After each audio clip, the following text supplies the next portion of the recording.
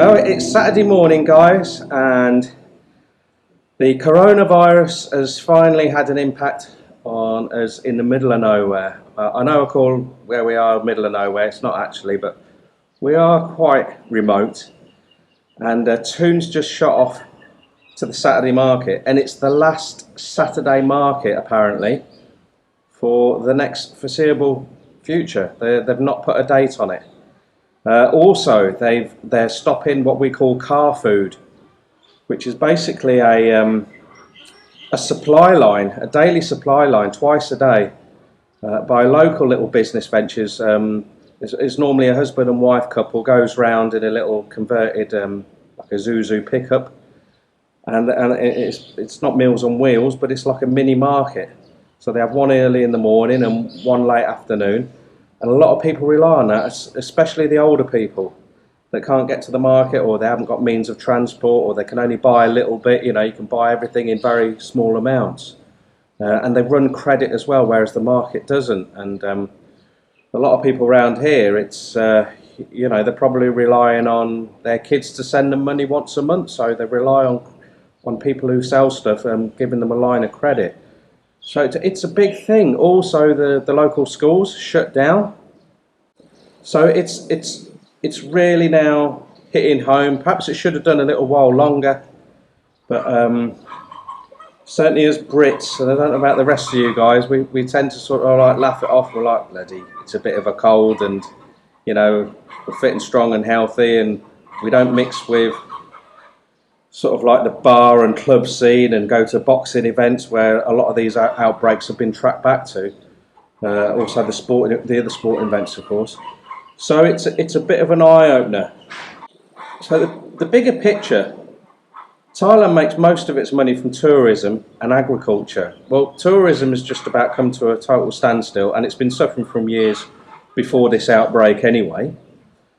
And agriculture is pretty much on its knees, plus the grand solar minimum kicking in. Whether you believe that or not, the weather has changed.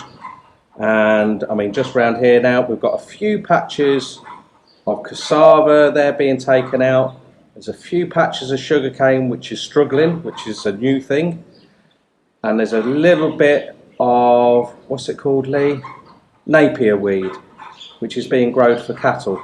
But even that needs a little bit of water, and that's pretty much struggling. So no one's growing anything round here, apart from what I can see, apart from a few eucalyptus that's doing all right. Eucalyptus is, well, ours has stood still. Most people's eucalyptus is crawling along.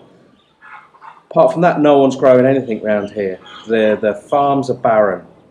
So much so that a local farmer last week or week before, he came over to us and said, look, do you want the corn in my field?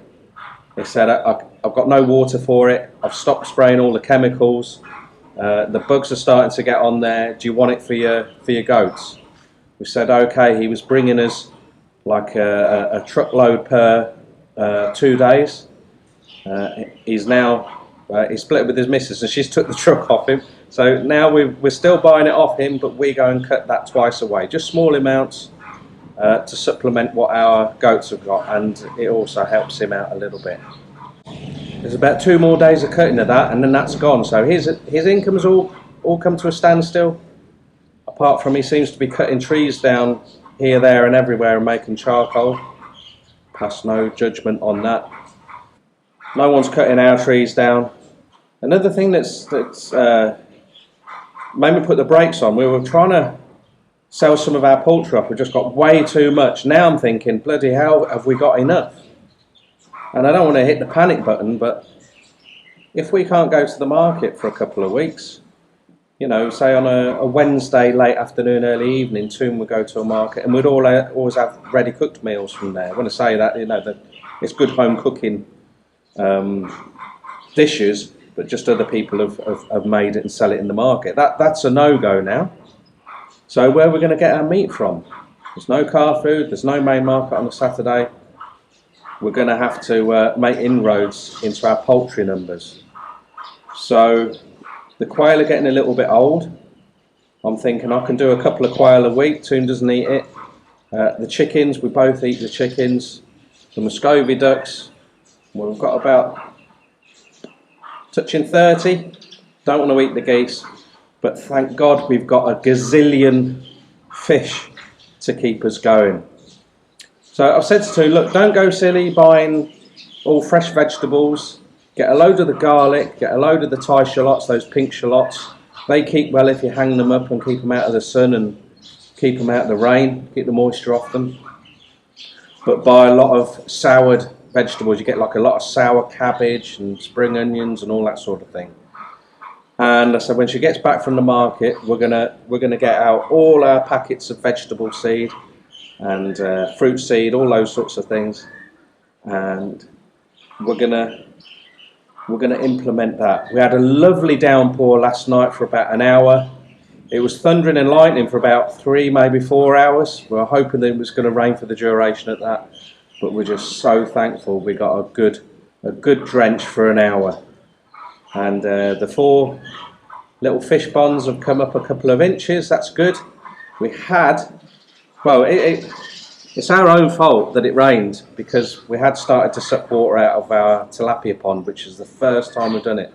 The coconut trees were starting to really nosedive, and we thought this could be the start. This could be the start of it. So we were thinking, well, if we suck the water out of the tilapia pond, if it gets to such a low level that even with adding oxygen and the density is too much, too high, then we'll just start netting it, eat a load, salt a load, and then put some into the main lake. The main lake is still dropping. It's probably dropping about 1 centimetre every 2 days, so that's not too bad. There is something long term that may be something to consider, and it was something I was talking to a bloke with a couple of months ago. People that are not just poor, but poor and hungry and desperate, do some crazy things to feed their families. And right now, and it's going to get worse, right now we're an oasis. We've got an incredible amount of fish. We've got a lot of livestock here. Are we a potential target? Well, we've always been a target, being a phalang in the middle of nowhere, and people think that you're rich, or some people do. But even more so, I mean, we've got a water supply here. We are pumping water every day out of the borehole just to keep things ticking over. So I dare say as the market's closed, more and more people will be coming here to buy produce from us. I might be just dropping it off at the front. I said to Tua, I said we need to get a fence up and a gate up at the front. And if people want to come and buy stuff and we've got stuff available, we might have to drop it off at the gate and bleach all the money that comes rolling in. But it is something that maybe we should think about. I've got my shank. If someone comes with a shooter and says, "I want your goats," yeah, it might be a potential worry, that sort of thing. So I just thought I'd mention it, because obviously in the news it's rife, isn't it? I mean, even the bloody Premier League has been cancelled or postponed for so long. If Liverpool don't get the Premier League title given to them, or the opportunity to earn it, I can't wait another 30 years for Liverpool to win the league. So I'll be giving up. I'm just going to support Thai volleyball, the women's team, of course, if they ever start that up again. I haven't just banged out a video saying, oh, because coronavirus is the thing to video about these days, and is trending. Today it looks like it's a bit of a turning point for here and our neighbouring area. We are getting quite a few inquiries about coming over and visiting. Obviously, that's all on hold now. I don't know. It's a shame, isn't it, when things just start to get ramped up business-wise, then you get something to take the wind out of your sails, so to speak. But we've got to be careful, and it's out of our hands anyway. I'm not sure the latest update on people visiting Thailand. I know people from Thailand that are coming back to Thailand. They're in quarantine for 14 days and being monitored per day before they're let loose. As the experts are saying, we haven't actually reached the high point of the effects of this virus yet, so God only knows. I said to Tara, I'd prefer it if Toon's mum and niece came and stayed here on the land. We're pretty much isolated from everyone else apart from just driving past outside. So if we get a gate up and we get them here, then at least they'll be, so our immediate family are safe. As far as the rest of Toon's family goes, Kai Mook's mum and dad, they both work in a factory. They're not getting laid off, but the factory's closing down for almost a month soon. Toon's younger brother works as a motorbike taxi driver in the evening. That's his second job. Well, tourism is on its knees, as we all know, so there's next to no taxiing. Toon was saying all the bars and pubs and clubs are shut now in Thailand, mainly in, certainly in Pattaya. Her youngest brother's main job is working in a hotel, so that's as good as done. The hotel was really struggling anyway, so you can see a lot of businesses linked with tourism just folding now.